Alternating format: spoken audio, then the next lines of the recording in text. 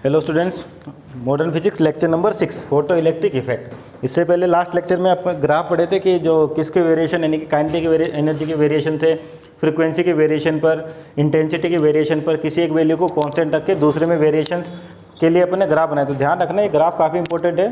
जो आपका चैप्टर है फोटो इलेक्ट्रिक इफेक्ट, इससे जो क्वेश्चन आते हैं कंसेप्चुअल क्वेश्चन से आते हैं मैक्सिमम टाइम, या फिर कोई क्वेश्चन आएगा तो डायरेक्ट फॉर्मूला बेस होगा।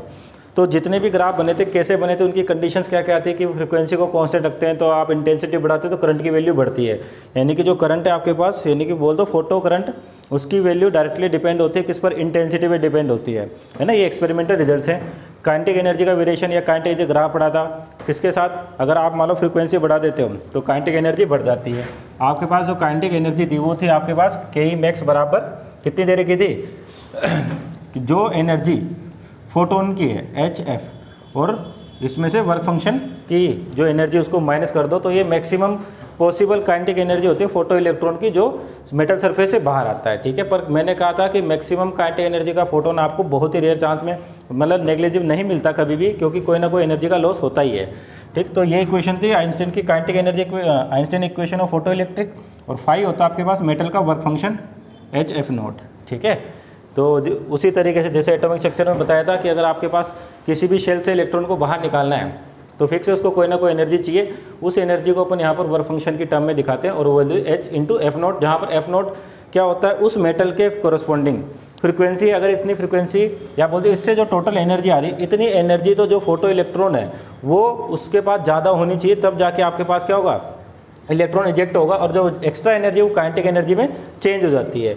और जो ग्राफ पे कहते हैं अपन ने ग्राफ के वेरिएशंस किए थे, है ना, यहाँ से अपन ने जो ये भी कहा था कि जो आपके पास फ्रीक्वेंसी बढ़ती है तो काइनेटिक एनर्जी बढ़ती है, और काइनेटिक एनर्जी बढ़ेगी तो आपका जो रिवर्स पोटेंशियल था, यानी करंट को जीरो बनाना था, इसको स्टॉपिंग पोटेंशियल भी कहते हैं, उसकी वैल्यू भी बढ़ गई थी, तो आपके पास स्टॉपिंग पोटेंशियल की वैल्यू इंक्रीज हो गई थी। तो ध्यान रखना, काइनेटिक एनर्जी भी फोटोन की फ्रीक्वेंसी का फंक्शन होता है, और स्टॉपिंग पोटेंशियल भी क्या होता है, फोटोन की इंसिडेंट फ्रीक्वेंसी का ही होता है आपके पास। तो ये कुछ बेसिक लॉजिकल क्वेश्चंस हैं जो आपको ध्यान होने चाहिए, या कंसेप्ट है ये आपको याद होनी चाहिए। डायरेक्ट लैंग्वेज क्वेश्चन आते हैं यहाँ से। अगर मान लो कोई न्यूमेरिकल क्वेश्चन आएगा तो फॉर्मूला है से, कैलकुलेशन थोड़ी लेंथी होती है इसमें, है ना, अगर तो इसलिए बहुत ही कम क्वेश्चन आते हैं यहाँ से। अगर मान लो कैलकुलेशन वाले ज़्यादातर कंसेप्ट के बनाए जाते हैं। अब आगे कंटिन्यू करते हैं कि लास्ट लेक्चर से कि जो ग्राफ वगैरह बने थे अपने पास, वहाँ से अगर मान लो आपको आगे देखें कि उसमें और क्या क्या चीज़ें आती है आपके पास। और एक और इम्पोर्टेंट चीज़ फेलियर की आती है। क्या कहा था, जो आपके पास क्या होती है, लाइट डबल नेचर शो करती है, पार्टिकल नेचर और वेव नेचर। तो कुछ फिनोमिना तो पार्टिकल नेचर से प्रूव होते थे, कुछ फिनोमिना वेव नेचर से। वेव नेचर ने इंटरफेरेंस और डिफ्रेक्शन को भी समझा दिया, है ना, रिफ्लेक्शन रिफ्रैक्शन के लॉ भी समझा दिए, पर वो फोटो इलेक्ट्रिक इफेक्ट नहीं शो कर पाए। यानी कि इसको जो भी रिजल्ट मिले आपको, एक्सपेरिमेंटल रिजल्ट मिले, उसको एक्सप्लेन नहीं कर पाई। तो कैसे एक्सप्लेन नहीं है, मतलब क्या क्या प्रॉब्लम आए थे, सुने ध्यान से।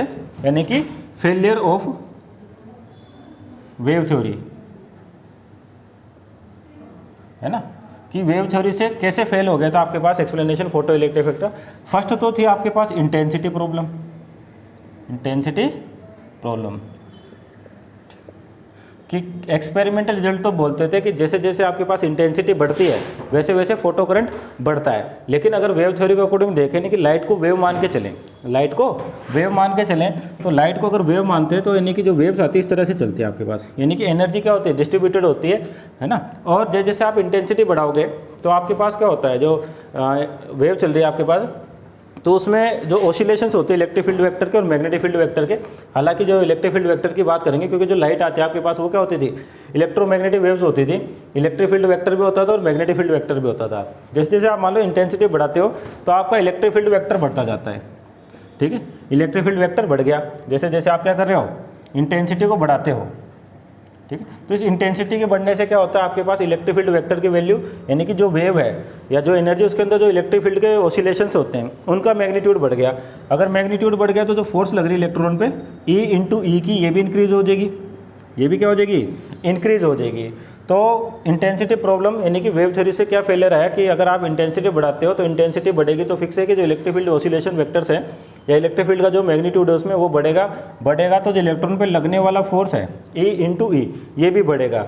अगर इलेक्ट्रॉन पे फोर्स बढ़ रहा है तो मीन्स उसकी एनर्जी बढ़ रही है। एनर्जी क्या हो रही है, बढ़ रही है। लेकिन क्या कहते हैं कि आपके पास जो काइनेटिक एनर्जी एक्सपेरिमेंटल, जो काइनेटिक एनर्जी है वो किस पे डिपेंड करती है, इंसिडेंट फ्रीक्वेंसी पे डिपेंड करती है।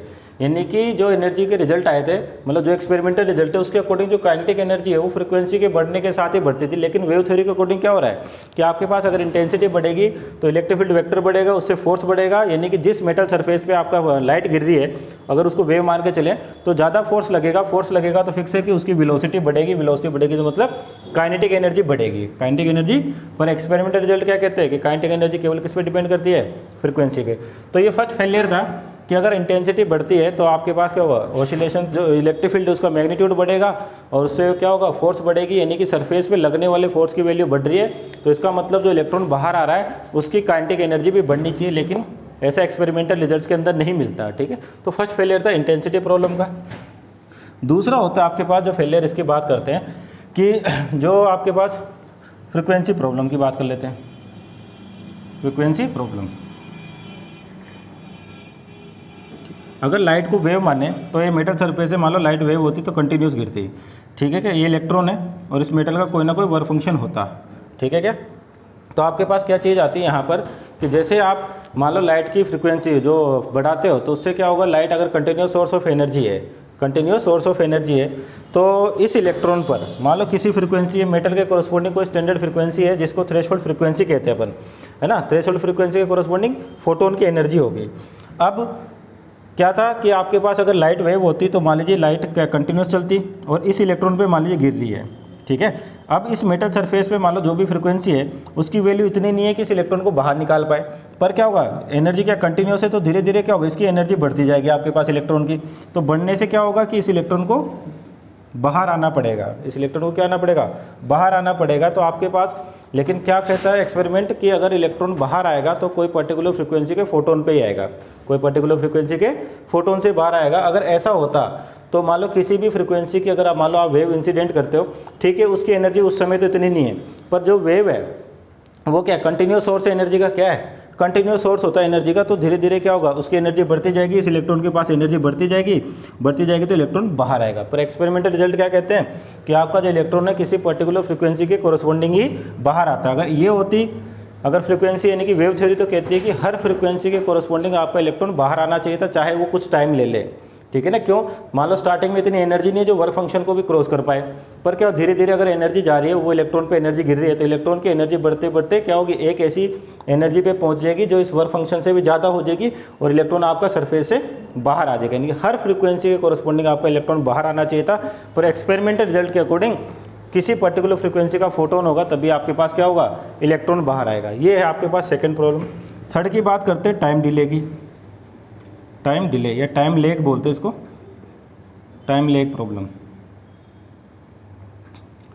अब अगर वेव की बात करें तो जो एनर्जी होती है आपके पास वो यूनिफॉर्मली डिस्ट्रीब्यूटेड होती है, यानी कि अगर मान लो वेव होती और किसी मेटल सरफेस पे इंसिडेंट होती तो वो मेटल सरफेस के किसी एक पर्टिकुलर एरिया पे भी क्या होती, गिरती आपके पास, किसी पर्टिकुलर एरिया पे भी गिरती। मान लो इलेक्ट्रॉन है यहाँ पर है, ठीक है। जो फ्रीक्वेंसी की प्रॉब्लम थी उसमें मैंने अभी बताया टाइम के बारे में भी कि इलेक्ट्रॉन ठीक है शुरू में बाहर नहीं आया, पर कुछ टाइम के साथ क्या होगा, बाहर आ जाएगा वो। क्यों, क्योंकि अगर a wave continuous source of energy है तो उसी को यहाँ पर अलग तरीके से बता दिया गया। इसमें तो ये बताया कि हर फ्रीक्वेंसी के कोरस्पॉन्डिंग आपका इलेक्ट्रॉन बाहर आना चाहिए था। जो टाइम डिले की प्रॉब्लम है उसको दोबारा से एक्सप्लेन किया गया। क्या किया गया कि जो आपके पास अगर लाइट या बोल दे वेव होती तो जो एनर्जी होती है यूनिफॉर्म डिस्ट्रीब्यूटेड होती, तो किसी पर्टिकुलर इलेक्ट्रॉन पर न गिर के दूसरे इलेक्ट्रॉन्स पे भी गिर रही होती, वो दूसरे इलेक्ट्रॉन्स पे भी गिर रही होती। तो धीरे धीरे क्या होता है, जैसे जैसे एनर्जी मिलती जाती इस इलेक्ट्रॉन्स को क्या होते हैं, बाहर आ जाते हैं आपके पास। यानी कि जब वेव गिर रही है उस टाइम तो नहीं आए, थोड़ी देर बाद इलेक्ट्रॉन बाहर आ गए, थोड़ी देर बाद क्या हो गए, इलेक्ट्रॉन बाहर आ गए अगर ये वेव होती तो।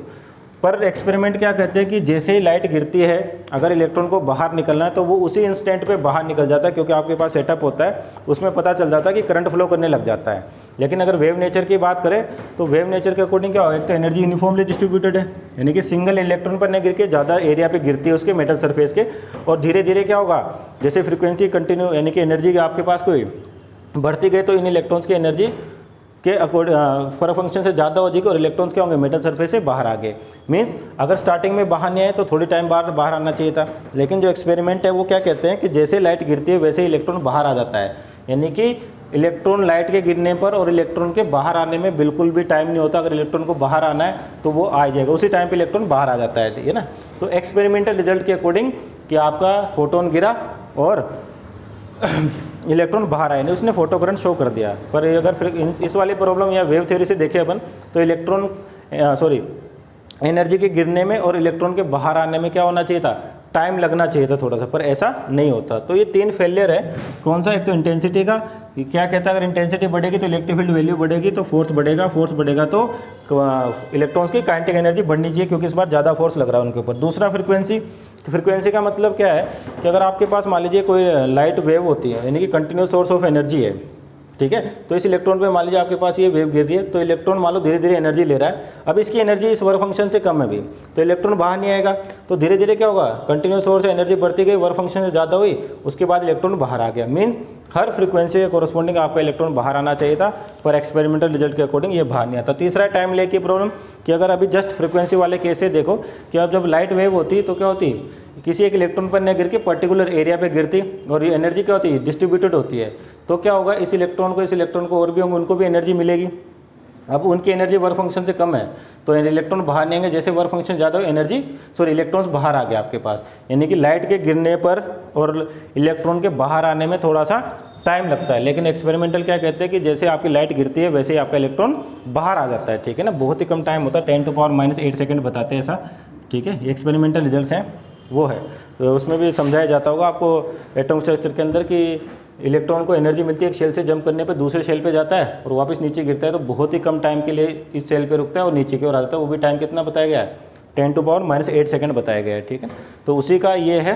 तो ये इसके फेलियर थे वेव थ्योरी के कि आपके पास वेव थ्योरी एक्सप्लेन नहीं कर पाए इन चीज़ों को, ठीक है। तो ये एक्सप्लेनेशन किससे मिलता है आपको, क्वांटम थ्योरी से मिलता है, यानी कि पार्टिकल नेचर से, वेव के लाइट के पार्टिकल नेचर से, पार्टिकल भी बोले तो फोटोन से, ठीक है ना। किससे मिलता है, फोटोन से पूरा एक्सप्लेनेशन है आपके पास किसका, फोटो इलेक्ट्रिक इफेक्ट का, ठीक है। जैसे अगर मान लो समझना चाहें तो, ठीक है, आपके इससे ऑब्जेक्टिव भी बनते, कोई न्यूमेरिकल नहीं आएगा कि फर्स्ट जैसे प्रॉब्लम थी इंटेंसिटी की प्रॉब्लम थी, तो इंटेंसिटी यानी कि एनर्जी, तो एनर्जी कितनी होती है I/A, और फोटो इलेक्ट्रॉन यानी कि बोलते फोटोन की एनर्जी होती है H/F, ठीक है। मान लो n फोटोन्स गिर रहे हैं यहाँ पर, अब देखो आपके पास n की वैल्यू हो जाएगी IA/H/F। तो जैसे आपने इंटेंसिटी को क्या किया, इंक्रीज किया, नंबर ऑफ फोटोन्स बढ़ गए, तो नंबर ऑफ फोटोन्स बढ़ेंगे मतलब करंट बढ़ गया, ठीक है। पर उसमें जो प्रॉब्लम थी उसकी प्रॉब्लम को किसने सोल्व किया, यहाँ पे क्वांटम फिजिक्स या वेव के फोटोन नेचर ने, पार्टिकल नेचर की बात करें और पार्टिकल में क्या माना गया, फोटोन। तो जैसे इंटेंसिटी बढ़ती है वैसे क्या होता है, आपके पास नंबर ऑफ फोटोन बढ़ जाते हैं, और नंबर ऑफ फोटोन बढ़ाता हो करंट की वैल्यू बढ़ गई, ठीक है। दूसरा, जैसे अभी जस्ट कहा अपन ने, फ्रिक्वेंसी के साथ भी प्रॉब्लम आ रही थी, यानी कि अगर आप इंटेंसिटी बढ़ाते हो तो काइनेटिक एनर्जी बढ़नी चाहिए, पर एक्सपेरिमेंट में वैसा नहीं हो रहा था। तो काइनेटिक एनर्जी को यहाँ पर कैसे समझाया, जो अभी इक्वेशन लिखी थी कि मान लो आपके पास एनर्जी आई, इलेक्ट्रॉन ने एनर्जी ली, बची हुई एनर्जी वर्क फंक्शन को दे दी, और जितनी एनर्जी वर्क फंक्शन को चाहिए थी वो मिल गई उसको, बाकी एनर्जी लेके ये बाहर निकल गया। अब जैसे आप फ्रिक्वेंसी की वैल्यू बढ़ा रहे हो, काइनेटिक एनर्जी क्या हो रही है, बढ़ती जा रही है। यानी कि काइनेटिक एनर्जी केवल फ्रिक्वेंसी पे डिपेंड करेगी, इंटेंसिटी पे डिपेंड नहीं करती। तो सेकंड एक्सप्लेनेशन इसका ये था, ठीक है। और तीसरी चीज़ कि जैसे टाइम ले की प्रॉब्लम थी, और जैसे कहा था कि एनर्जी यूनिफॉर्मली डिस्ट्रीब्यूटेड है, पर जो क्वांटम फिजिक्स है या क्वांटम थ्योरी वो क्या कहती है, एक इलेक्ट्रॉन केवल, यानी कि एक फोटोन केवल एक इलेक्ट्रॉन को ही मिलता है। एक फोटोन किसको मिलता है, केवल एक इलेक्ट्रॉन को ही मिलता है। अगर इस फोटोन में वो फ्रीक्वेंसी है जिससे इलेक्ट्रॉन बाहर आता है, तो जैसे फोटोन गिरा इलेक्ट्रॉन एनर्जी लेगा, वर्क फंक्शन की एनर्जी को माइनस करके बाकी एनर्जी के साथ मेटल सरफेस से बाहर आ जाता है। यानी कि जैसे फोटोन गिरा, यानी कि एक फोटोन केवल एक ही इलेक्ट्रॉन को स्ट्राइक करेगा। एक फोटोन क्या होता है, एक ही इलेक्ट्रॉन को स्ट्राइक करेगा, स्ट्राइक करते क्या होता है, वो बाहर आ जाता है। तो यानी कि टाइम ले की प्रॉब्लम भी खत्म हो गया आपके पास, जो किसके अकॉर्डिंग थी, वेव थ्योरी के अकॉर्डिंग थी। यानी कि फोटोन गिरा और अजम्पशन क्या था, केवल एक फोटोन या बोल दे एक इलेक्ट्रॉन पे केवल एक ही फोटोन गिरेगा, ठीक है ना। जबकि उसमें तो क्या था, एनर्जी क्या थी, एक से ज़्यादा इलेक्ट्रॉन पे गिरी थी, क्योंकि एनर्जी डिस्ट्रीब्यूटेड थी आपके पास इस तरीके से वेव के अकॉर्डिंग। तो ये 3 एक्सप्लेनेशन भी है क्वांटम के, है ना। एक्सप्लेनेशन आपको केवल ध्यान रखने, इनके बारे में कुछ लिखना नहीं है, और ये याद रखें रिजल्ट इससे क्वेश्चन आ जाते हैं, ठीक है।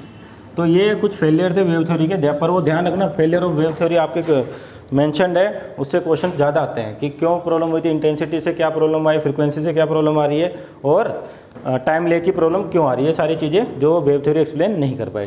तो अब देखिए आगे बढ़ाते हैं इसमें एक छोटा सा टॉपिक और आता है इसी के अंदर, इसका सब पार्ट बोल दीजिए, जिसको बोलते हैं मैटर वेव। क्या बोलते हैं? Matter waves. मैटर वेव क्या होती है, सुने ध्यान से। एक स्टेटमेंट होती है, जैसे मैटर का मतलब क्या होता है? अमाउंट। तो क्या होती है मैटर वेव कि कोई भी अगर पार्टिकल है, कोई भी पार्टिकल है, अगर वो मूव करता है, वो क्या करता है? मूव करता है, तो उसके साथ एक वेवलेंथ एसोसिएटेड होती है। क्या होती है? एक वेवलेंथ एसोसिएटेड होती है, जिसको कहा जाता है de Broglie wavelength. D Broglie wavelength, यानी कि लैम्डा डी लिखा होता है। क्या डेफिनेशन है मैटर वेव की?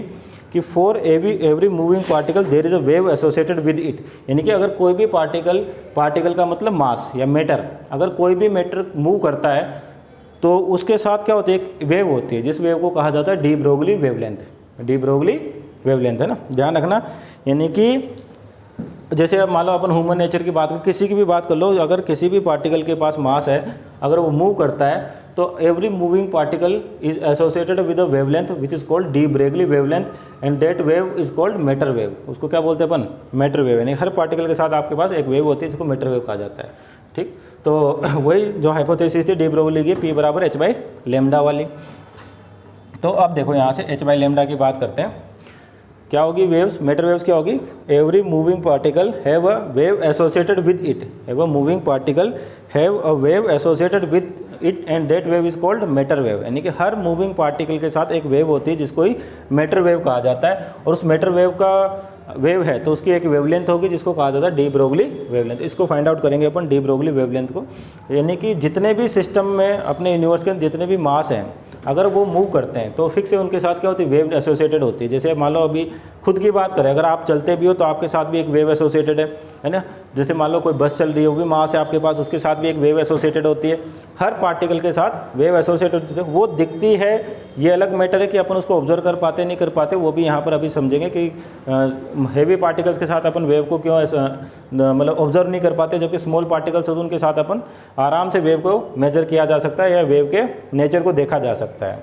ठीक है, तो matter wave, every moving particle have a wave associated with it. क्या होगी? Every moving particle have a wave associated with it, that wave is called matter wave and the wavelength corresponding to matter wave is called de Broglie wavelength. क्या बोलते हैं उसको? De Broglie wavelength. Einstein की energy equation E बराबर mc square है ना। अगर मास है तो और स्पीड ऑफ लाइट से चल रहा है तो E बराबर क्या होता है? mc स्क्वायर है ना। अगर मान लो फोटोन होता तो फोटोन की एनर्जी होती है h इंटू एफ। कितनी होती है? h into F. इसको लिखते हैं अपन h c बाई लेमडा।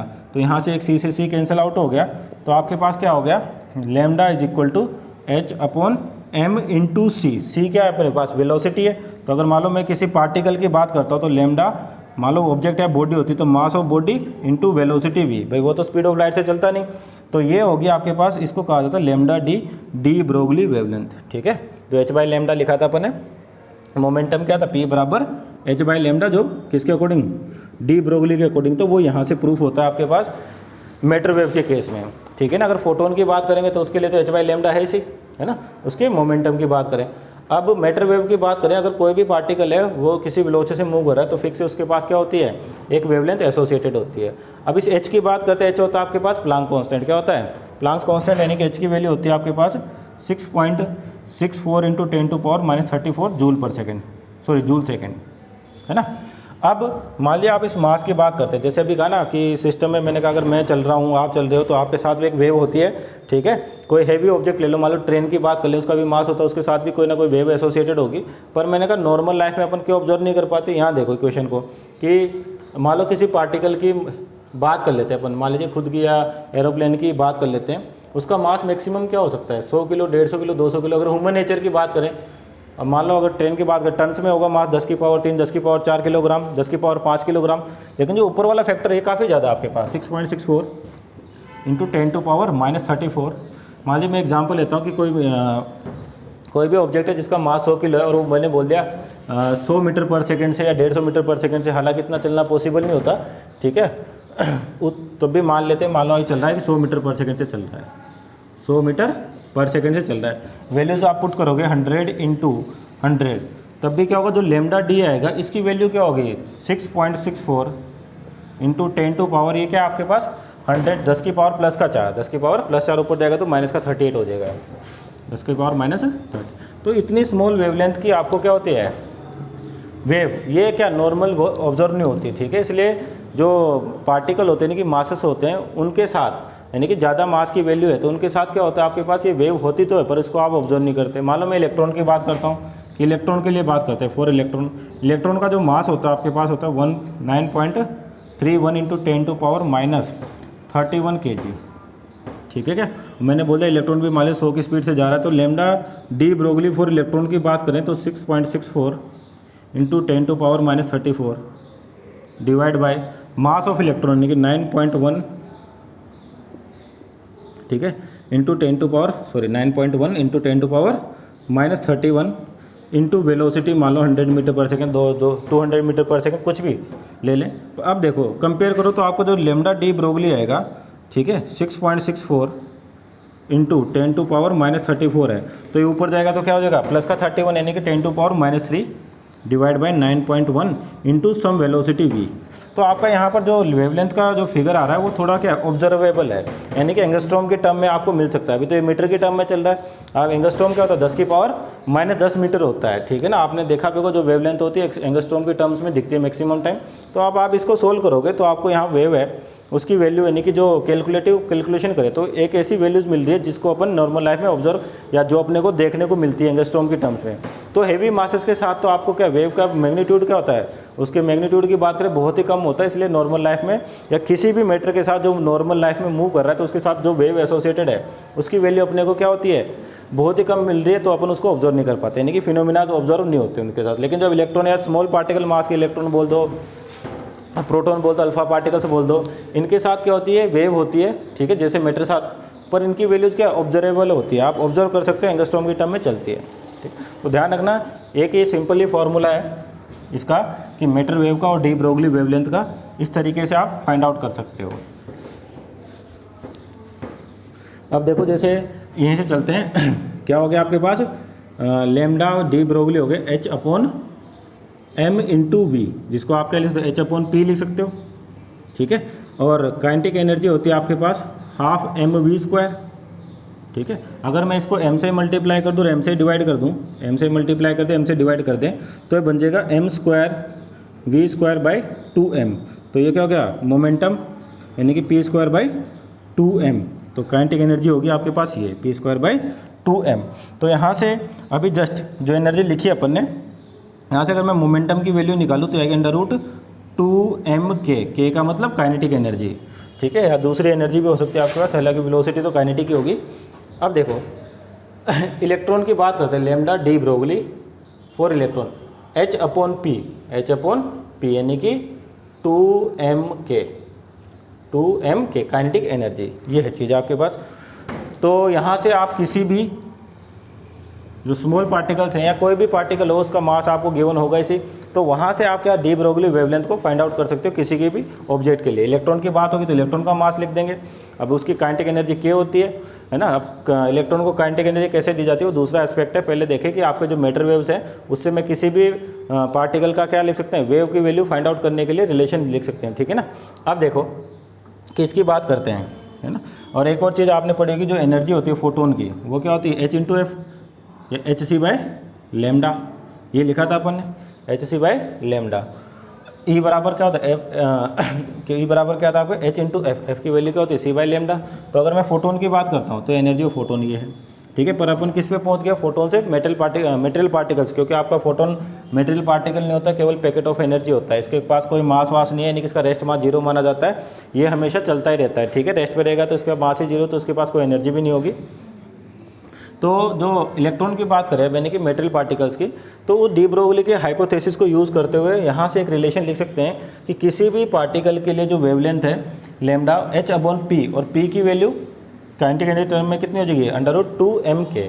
अब इलेक्ट्रॉन को एनर्जी कैसे देते हैं आपको बताया था कि मान लीजिए आपके पास दो मेटल प्लेट है या बोल दीजिए कुछ भी हो, इसको यहाँ पर एक इलेक्ट्रिक फील्ड लगाई जाती है, ठीक है ना। तो अगर मान लीजिए यहाँ पर इलेक्ट्रॉन है, ठीक है, तो इसकी वजह से क्या होगा, इसमें फोर्स लगेगा E/E का, फोर्स क्या लगेगा E/E का, ठीक है क्या। तो E/E का जो फोर्स लगा इसकी वजह से आपका इलेक्ट्रॉन किधर होता है बाहर की ओर जाता है, इसका एक्सेलरेशन कितना हो जाएगा E/m हो जाएगा, ठीक। तो जो फोटोन को एनर्जी दी जाती है, फोटोन को एनर्जी दी जाती है सॉरी इलेक्ट्रॉन को एनर्जी की दी जाती है किसकी हेल्प से, एक्सटर्नल फील्ड की हेल्प से एनर्जी देती है। अब ये भी जानते हैं कि अगर एनर्जी की बात करें तो आपके पास जो एनर्जी होती है वो होती है Q into v, Q into we. ठीक है, अगर आप मान लीजिए ये प्लेट है, यहाँ पर इलेक्ट्रॉन रखा हुआ है, इसके सेपरेशन डी वगैरह जो भी हो, इसके अक्रॉस आपने वी वोल्ट का पोटेंशियल लगा दिया। कोई भी इलेक्ट्रॉन होगा यहाँ पर, मान लीजिए आपके पास कोई भी इलेक्ट्रॉन है, अगर मैंने बोल दिया कि वी वोल्ट का पोटेंशियल लगा दिया, ठीक है, फील्ड के साथ साथ क्या होता है, एक पोटेंशियल भी होता है और रिलेशन होता है आपके पास V is equal to e dot r या डी, ये लिख सकते हैं अपन। तो इस इलेक्ट्रॉन की बात करें तो इस इलेक्ट्रॉन पे जो एनर्जी आ जाएगी वो कितनी आ जाएगी, Q इंटू वी की, या इस तरह से बोल दिए Q की जगह क्या है V, तो E इंटू वी की। तो जो एनर्जी इस इलेक्ट्रॉन को मिली वही एनर्जी की वजह से आगे की ओर मूव करता है, मीन्स ये एनर्जी किस में कन्वर्ट हो जाएगी, इसकी काइनेटिक एनर्जी में कन्वर्ट हो जाएगी, यानी कि ई वी बराबर क्या हो जाएगा, K हो जाएगा। तो यहाँ पर वैल्यू पुट करें तो यहाँ पर जो वैल्यू आ जाएगी आपके पास lambda de Broglie for electron, कितनी होगी आपके पास वैल्यू दिख रहा है, lambda de Broglie for electron, ये हो गया आपके पास H upon under root 2m, K की जगह क्या लिखे, E इंटू वी। अब यहाँ पर वैल्यूज पुट कर दे अपन, तो H की value 6.64 into 10 to power -34 divide by under root 2 mass of electron 9.1 into 10 to power -31, charge की value 1.6 into 10 to power -19 into we. ठीक है क्या, तो लेमडा जब आप इसको सोल्व करोगे, और ये जो आपके पास चल रहा है अभी किस में चल रहा है, मीटर में चल रहा है, मीटर को एंगस्ट्रॉम में चेंज करोगे आप, तो यहाँ पर जो लेमडा इलेक्ट्रॉन आएगा वो वैल्यू आपको इलेक्ट्रॉन की वेवलेंथ बता देगी। इसकी एक स्टैंडर्ड वैल्यू होती है, ठीक है, आपको वो ध्यान रखनी है, 12.24 डिवाइड बाई वी, ठीक है, डिवाइड बाई वी जो आपको दिख रहा है। इन सभी टर्म्स को और इस टर्म को सोल्व करोगे और किस में कन्वर्ट, मीटर को किस में कन्वर्ट करोगे, एंगस्ट्रॉम में कन्वर्ट करोगे, ठीक है ना। और जो इलेक्ट्रॉन वो आपके पास जो एनर्जी आएगी वो आएगी वेवलेंथ आएगी इन टर्म्स ऑफ एंगस्ट्रॉम, और जो वी होगा यानी कि पोटेंशियल होगा, या फिर बोल दीजिए जो एनर्जी होगी आपके पास वो किस में चल रही होगी, इलेक्ट्रॉन वोल्ट में चल रही होगी। एनर्जी किस में होगी, इलेक्ट्रॉन वोल्ट में। तो ध्यान रखना ये जो लेमडा इलेक्ट्रॉन है ये होता है 12.24 अंडर रूट वी का मतलब पोटेंशियल डिफरेंस, ठीक है ना। तो यहाँ तक ये इक्वेशन आ गया आपके पास, और इलेक्ट्रॉन की वेवलेंथ की वैल्यू फाइंड आउट कर ली, ठीक है। तो यहाँ से अब मान लो अपन ये इलेक्ट्रॉन की वेवलेंथ तो आ गया आपका 12.24 है, 12.27 इलेक्ट्रॉन वोल्ट, सॉरी इन एंगस्ट्रॉम। अब आपको मान लो जैसे छोटे पार्टिकल्स हो रहे, प्रोटॉन होते हैं, प्रोटॉन का मास पता ही होता है आपको, कितना होता है mass of proton, 1.6 10 to power -27 है ना। तो अगर मान लो आप प्रोटॉन के लिए भी यहाँ से क्या उसकी डी ब्रोगली वेवलेंथ निकाल सकते हो, अल्फा पार्टिकल्स है उनके लिए भी डी ब्रोगली वेवलेंथ निकालते हो। तो ध्यान रखना स्टैंडर्ड है, वैल्यूज याद रह जाए तो भी कोई दिक्कत नहीं है ना। जो आती है आपके पास प्रोटॉन की 0.287 divide by under root v, किस में चल रहा होगा, ये भी एंगस्ट्रॉम में। उसी तरह से अल्फा पार्टिकल की बात करें तो ये होता है 0.101 divide by root v angstrom में। सबसे इंपॉर्टेंट इलेक्ट्रॉन है 12.24 है, 12.27 लिखी होती है, कोई दिक्कत है ना। तो इलेक्ट्रॉन के लिए डी ब्रोगली वेवलेंथ, प्रोटॉन के लिए, अल्फा पार्टिकल्स के लिए, न्यूट्रॉन के लिए, इनके लिए भी आप डी ब्रोगली वेवलेंथ निकाल सकते हो।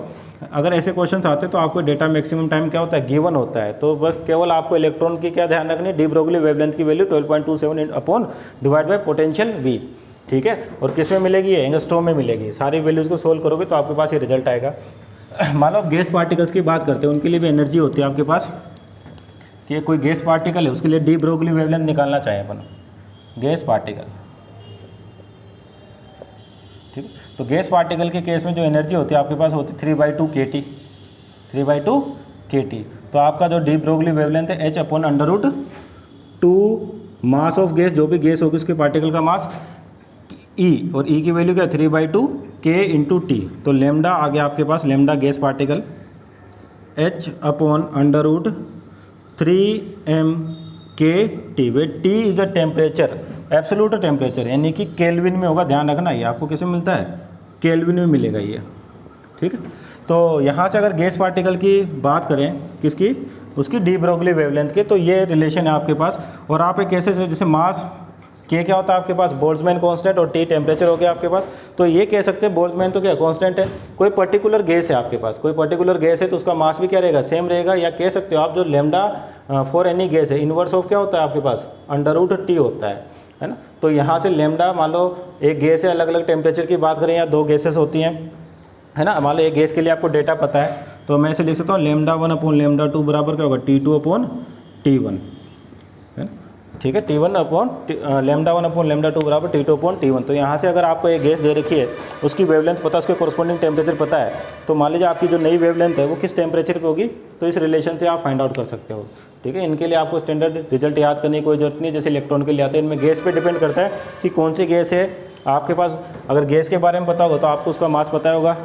ठीक है, अगर मान लो सिंगल ही गैस होती है तो अपन कह सकते हैं कि लेमडा जी है इन्वर्स ऑफ 1 अपॉन टी होता है। मान लो अलग अलग गैसेस होती है दो, तो आप क्या लिखते हैं, lambda 1 upon lambda 2 is equal to M2 T2 upon M1 T1। ठीक है, M2 T2 upon M2 M1 T1। तो यहाँ से अगर डिफरेंट गैसेस हैं तो उसके कॉरस्पॉन्डिंग भी अगर आपको एक गैस की डी ब्रोगली वेवलेंथ पता है तो आप उसके इस रिलेशन से क्या हो सकता है, दूसरे की D Broglie wavelength find out करते हो। सो सेम गैस के लिए तो आपके पास ये रिजल्ट होल्ड करेगा, डिफरेंट गैसेस के लिए ये रिजल्ट होल्ड करेगा। ठीक है स्टूडेंट, ओके, थैंक यू।